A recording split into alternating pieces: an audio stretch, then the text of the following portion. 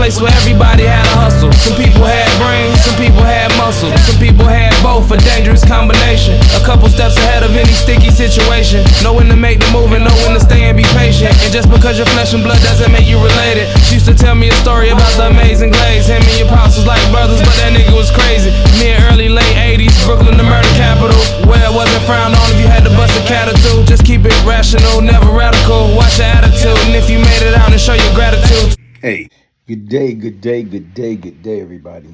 Hey, listen, man. You know what? With this YouTube stuff, a lot of times people trying to figure it out. And then right now, you get people that figure it out and they get lucky. And not only that, they make it a career. They make it whereas they making a livelihood with that.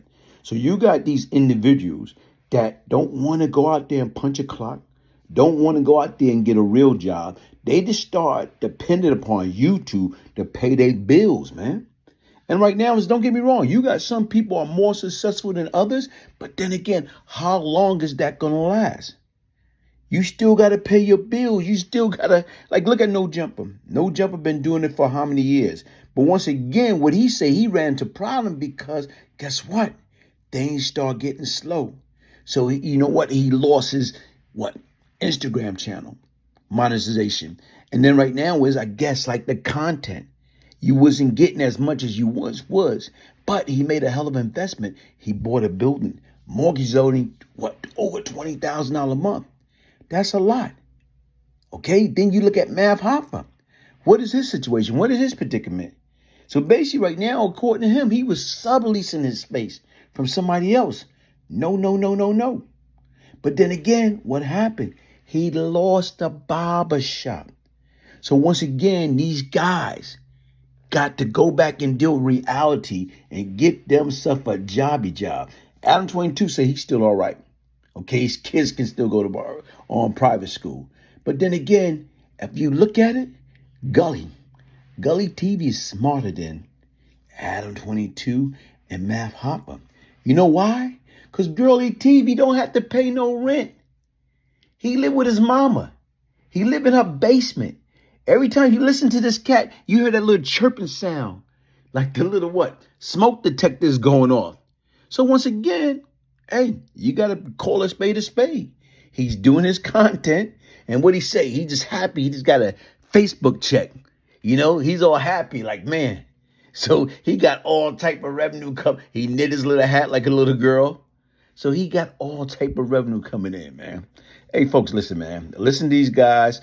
And like I told you right now, man, get a real job, man. That you go in there, you put in your 40 hours, you put in your 50 hours, you put in your 60 hours. Guess what? You getting a paycheck every week, bi-weekly, whatever. At least you know right now a fair day work for fair day pay, opposed to depend upon YouTube and these social media platforms.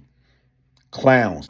So the fact that actually worked out was really nice. And then obviously buying the building, which, you know, our mortgage is well over $20K a month, which I don't think was necessarily the best idea, but I had all these other revenue streams. Like at one point, the YouTube was just going nuts. The Patreon was going crazy, etc.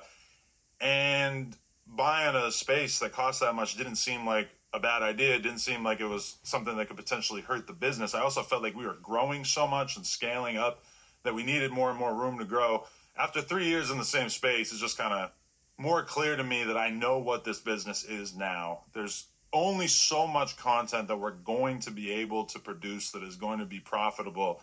And as a result, we just don't need a space that big. And granted, okay, we have it, fine, it's an investment, but you know, it would feel better to me to be in a space that was realistically, you know, like the room we're in, maybe 2 of the rooms that we're in right now would be enough for me to get by on. And yeah, I've just seen that with a lot of businesses over the years where it really fucks them over when they decide that they want to overinvest into their space, etc. So revealed all that in the video. And, you know, there's always a marketing side to it for me. So that was also us kind of like unveiling our membership program, same as you, $5 a month, you get early access to our interviews and everything like that.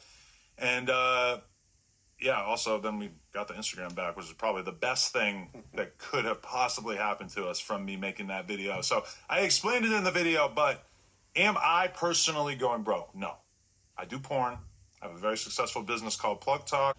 There's always been some sort of pushback. There's always been like an issue, or you know, even up to recently when we've been going through all this stuff. I called him and he pretty much brushed me off. So he's never been interested in actually doing business with me. But because we started here, I felt like it was important to have this shop. So I entered into a situation where I subleased from the person who had it before, right? Now, with this person, you know, don't say no names. I'm not. I said be careful. Yeah. Well, what'd you say? With this person, you know, what started off and seemed like a good situation, after time, it just became, you know, not good. You know, when you think somebody's like looking out and doing you a favor, that's what it felt like in the beginning.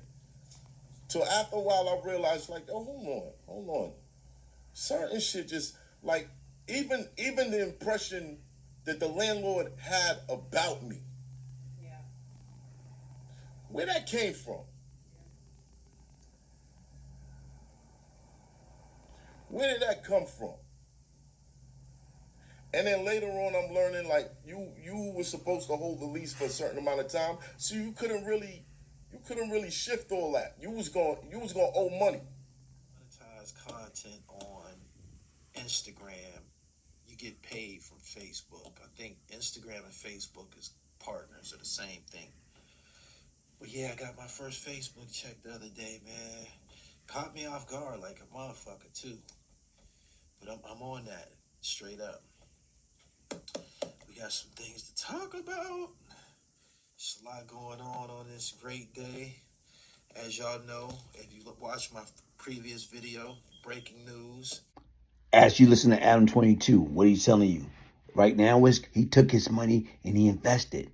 He bought a building. But then again, right now is what in the hell you spending $20,000 a month for mortgage when you don't need it?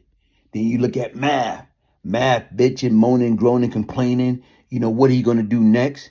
You know what? So to me, right now, if you look at it, he's paying somebody else to pay the rent. And guess what? The landlord was getting paid. So what he did, he get evicted. Then you got my man Gully right now, the champion, the people champ. Look at him, man. He's over like a fat cat. He don't have Adam 22 problem. He don't have Math Hopper problem. Because right now, what do you probably do? Pay the little light bill, pay the water bill with his mom's, and he's all right. Look how happy he was. Yeah, I got a check from Facebook. These dudes is clown, man. Get a real job, man. Hit the like button, subscribe, share, support. I am the real Brian Glaze Giz. If I can change, anybody could change. One love.